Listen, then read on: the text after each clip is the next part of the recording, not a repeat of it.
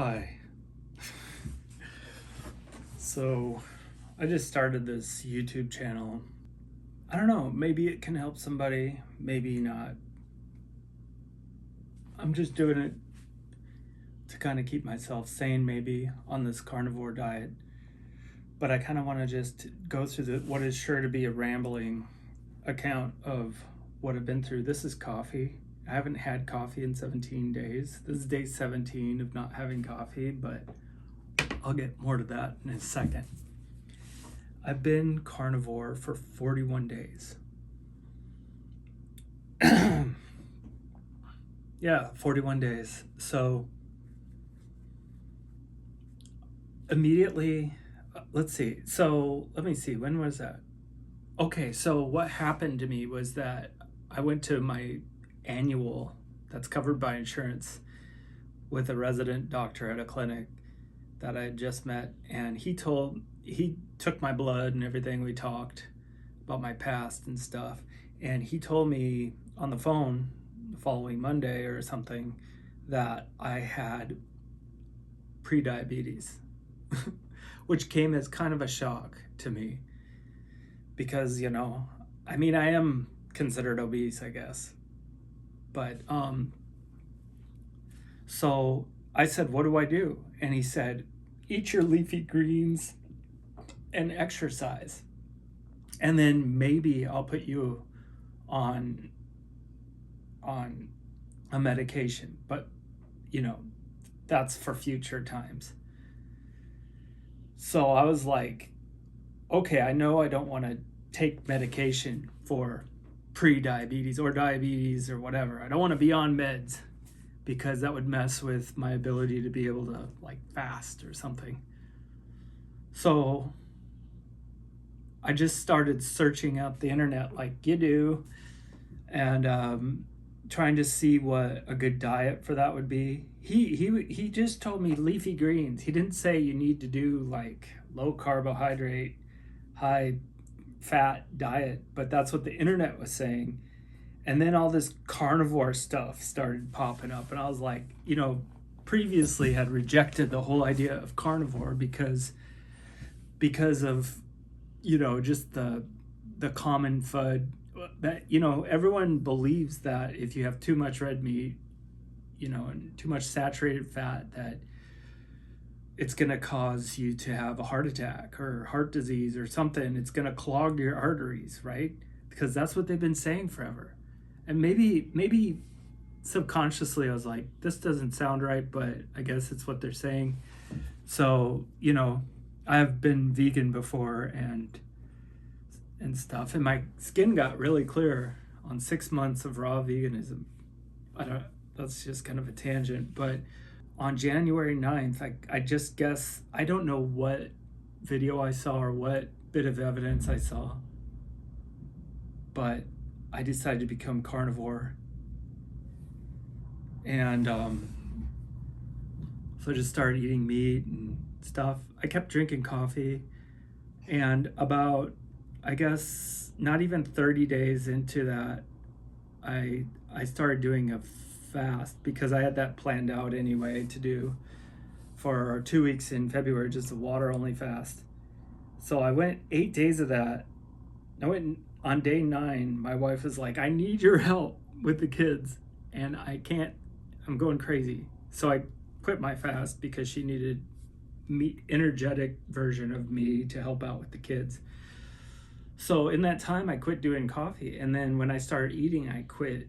I didn't start up doing coffee, but anyway, my life kind of fell apart without coffee. I'm a homeschool teacher, and I could not get it together, and with working out, I couldn't work out. I want to quit coffee, but I think I need more like the summertime to do that. So I'm going to finish out the year, and then 10 days before the end of the year, I think I'm going to quit coffee, because it takes about 10 days for coffee to get out of my system, caffeine, the writhing pain, and it will be better to get off of that while I'm eating food before I go on another water fast. And when I do the water fast, I want the caffeine to be, withdrawal to be gone. And with this carnivore diet, so healthy, there's not going to be much of a withdrawal because I'm already like eating very healthy, just meat, eggs, fish, and butter, and sometimes some hot sauce and coffee. But by the time, I just feel like it's good to be prepared and to plan for success, a successful fast. I'm going to do hopefully a really long fast in the summer. And that'll also be when I quit coffee. And then when I quit coffee, I'll have time to like just flounder around in the summertime without having to homeschool, and my sleep schedule might get all screwed up. That's okay. I'm just going to try to get my mojo back without caffeine at that point. But today I've had coffee and I feel like it's hitting my dopamine pretty hard. So right now you're seeing me like after some espresso, I'm having some more right now, which I kind of don't recommend, but I also don't recommend putting fasting salts. Nutri-Align, do not put that in coffee or sparkling water because it's disgusting. But I'm just making a video to just talk about where I've been and how I started this. I want to talk about a bit of going carnivore because at first I immediately, maybe in the first 6 days or so, I noticed how it helped me work out harder. I was still drinking caffeine too, but I didn't get as tired working out because food, just normal food, would make me tired.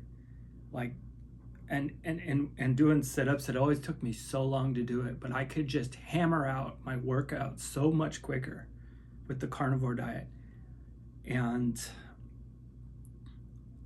then on day 16, that was this day where my libido was just off the charts. That's all I'll say about that. Okay, if you know what the word libido means,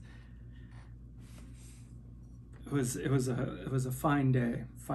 But so it affects that, but it was just that like one day. But maybe that's a window into like how this diet makes you healthy. It's just like a picture of what the future is going to hold for me, and I'm excited about what the future holds. And I know about like 12 years ago veganism was like having its heyday, but I feel like right now carnivore is having its little time in the sun until, I don't know. The reason I quit veganism is it's so hard to eat with people at Christmas time, and that's actually why I quit being a vegan.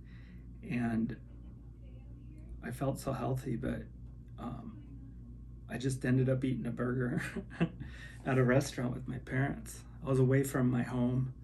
I was vulnerable, and I just did that. But I think that's all I want to say right now. This is pretty much encompasses what I've been through up to this point. I love it when you quit caffeine and you come back to it, and it's just this dopamine blast, but it doesn't last. I know this isn't going to last, and I'm going to stay up all night. I know that. I'm trying to get my sleep schedule back to the point where I can go to bed at 9 p.m., wake up at 5 a.m., and then I'm going to keep drinking coffee until summertime. So I'm trying to think of something else, just the benefits. I don't get as tired. I was intermittent fasting. That's another thing. I quit doing that since I quit doing coffee, but intermittent fasting was cool, but I just felt like I needed more motivation in the morning. And I would just teach the kids, and then I would start eating around 4 o'clock, 4 to 10. That's my old intermittent schedule. And that was cool. I was feeling like, because I'm pre-diabetic, that my insulin wasn't hitting so hard on those first 2 meals. I'm trying to lower my insulin and just do it all at one part of the day. And so that's why I was intermittent fasting, and I still want to do that, and I'll probably get back to doing that now that I'm back on caffeine. I feel like my life has just fallen. It's really hard to quit caffeine when you've been drinking it for years and years and years. So if you like this content, subscribe to see where I go to next with this or whatever. I'm just excited to be a part of this. And I see more and more people going carnivore every day. And my wife's even considering going paleo. Not quite full keto or carnivore yet. But, oh yeah, God bless. Subscribe, like this video. Thank you.